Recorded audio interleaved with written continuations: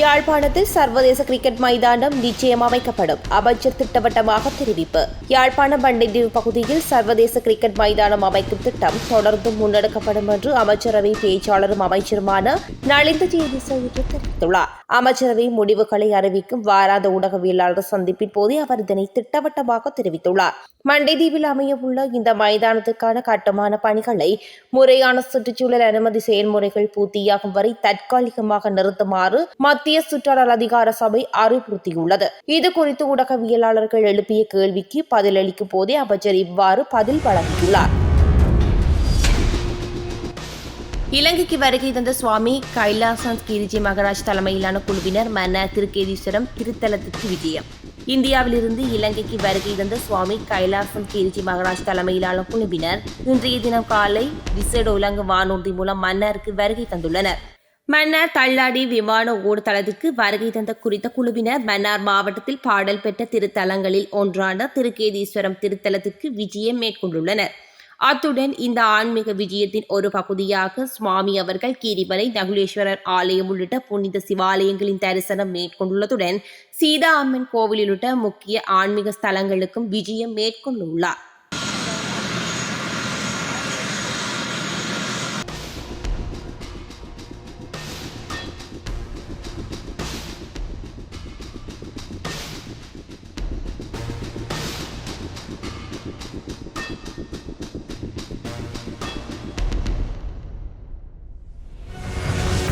தமிழர்கள் மத்தியிலே தமிழர்கள் ஒற்றுமையாக செயற்பட வேண்டும் என்ற ஒரு எண்ணப்பாடு மிக தீவிரமாகவே இருந்து கொண்டிருக்கின்றது. அன்று தொடக்கம் இன்று வரை காலத்துக்கு காலம் பல கூட்டமைப்புகளை நாங்கள் பார்த்திருக்கின்றோம். ஆயுத போராட்ட காலத்தில் கூட 5-6 இயக்கங்களாக பிரிந்து அப்போது கூட கூட்டமைப்புகள் உருவாக்கப்பட்டன. ஆயுத குழுக்களிலே உருவாக்கப்பட்டு அந்த கூட்டமைப்புகள் கலைந்து போன, எப்படி அரசியல் கட்சிகளில் இருந்த கூட்டணிகள் கலைந்து போயினவோ அதே போல் ஆயுத குழுக்கள் மத்தியிலே இருந்த கூட்டணிகளும் கலைந்து போயின. மாறி மாறி பழக்கம் வந்திருக்கின்றது, மக்களுக்கு தெரியும். ஆனால் தமிழ் மக்களை பொறுத்தமட்டில் என்றுமே எல்லாரும் ஒரு ஒன்றுபட்ட அமைப்பின் கீழ் சக்தியின் கீழ் செயல்பட வேண்டும். செயல்படுவதன் மூலம் இந்த இழந்து போன உரிமைகளை பெறுவதற்காக எங்களால் தீவிரமான ஒரு சக்தியாக போராட முடியும் என்ற ஒரு நம்பிக்கை இருந்தது. ஒவ்வொரு காலத்திலும் அந்த ஒற்றுமை குலைந்து போகின்ற போது நாங்கள் பலவீனமாகவே வந்து கொண்டிருந்திருக்கின்றோம். ஒவ்வொரு காலத்திலும் எங்களுடைய ஒற்றுமை குலைந்து கொண்டு போகின்ற போது சிங்கள தலைமைகள் அரசுகள் எங்கள் மேல் தங்களுடைய இந்த ஆக்கிரமிப்புகளை காட்டுகின்ற தன்மையை நாங்கள் கண்டிருக்கின்றோம். கச்சதீவு புனித அந்தோனியார் ஆலய திருவிழா எதிர்வரும் 27, 28 தேதிகளிலே நடைபெற ஏற்பாடு செய்யப்பட்டிருக்கின்றது. அதற்குரிய போக்குவரத்து வசதிகள் யாழ்ப்பாணத்திலிருந்து இலங்கை போக்குவரத்து சபை மற்றும் தனியார் பேருந்து ஆகியவை காலை 4 மணியிலிருந்து புறப்பட்டு குறுகட்டுவானை சென்றடையும். அங்கிருந்து ஒழுங்குபடுத்தப்பட்ட அடிப்படையிலே கடல் போக்குவரத்து மேற்கொள்ளப்பட்டிருக்கின்றது.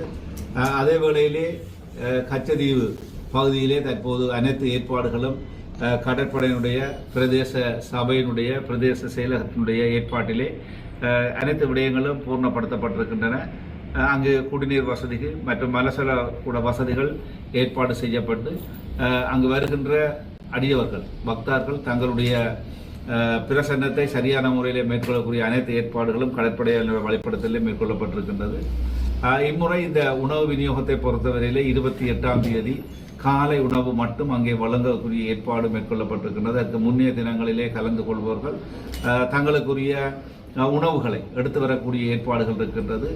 இம்முறை இலங்கையிலிருந்து கிட்டத்தட்ட 4000 பேரும் இந்தியாவிலிருந்து 4000 பேருமாக மொத்தம் 8000 பேர் கலந்து கொள்வார்கள் என எதிர்பார்க்கப்படுகின்றது. ஆகவே அங்கே வருகின்ற பக்தர்கள் அடியவர்கள் அங்கே புனித அந்தோனியாருடைய திருத்தலத்தை தரிசிப்பதிலே தங்களுடைய செயற்பாடுகளை முன்னெடுக்கின்ற போது எங்களுடைய இந்த நடைமுறைகளுக்கு தங்களுடைய ஒத்துழைப்பை வழங்குமாறு அவர்களை வினயமாக இந்த சந்தர்ப்பத்திலே கேட்டுக்கொள்கின்றோம்.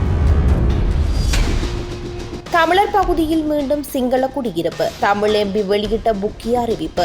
மட்டக்களப்பு மாவட்டத்தின் போரதீவு பற்று பிரதேச செயலாளர் பிரிவுக்குட்பட்ட பகுதிகளில் உள்ள 3 தமிழ் கிராமங்களை அம்பாறை மாவட்டத்தில் உள்ள சிங்கள பிரதேச செயலகத்துடன் இணைப்பதற்கான முன்னெடுப்புகள் மேற்கொள்ளப்பட்டுள்ளதாக இலங்கை தமிழரசு கட்சியின் மட்டக்களப்பு மாவட்ட பாராளுமன்ற உறுப்பினர் ரா சாணக்கியன் தெரிவித்துள்ளார்.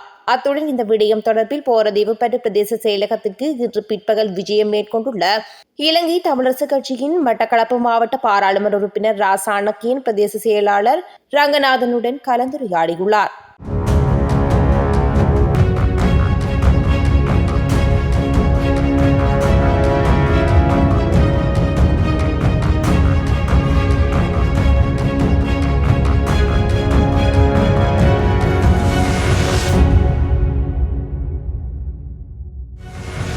இந்த அரசாங்கம் மக்களுக்கு கொடுத்த உறுதிமொழிகள், எங்களை தெரிவு செய்தால் நாங்கள் வந்து உங்களுக்கு என்ன செய்வோம் என்பதில் ஒரு விடயம் கூட இந்த அரசாங்கத்தினால் செய்யப்படவில்லை என்பதை முதலாவது நாங்கள் புரிந்து கொள்ள வேண்டும்.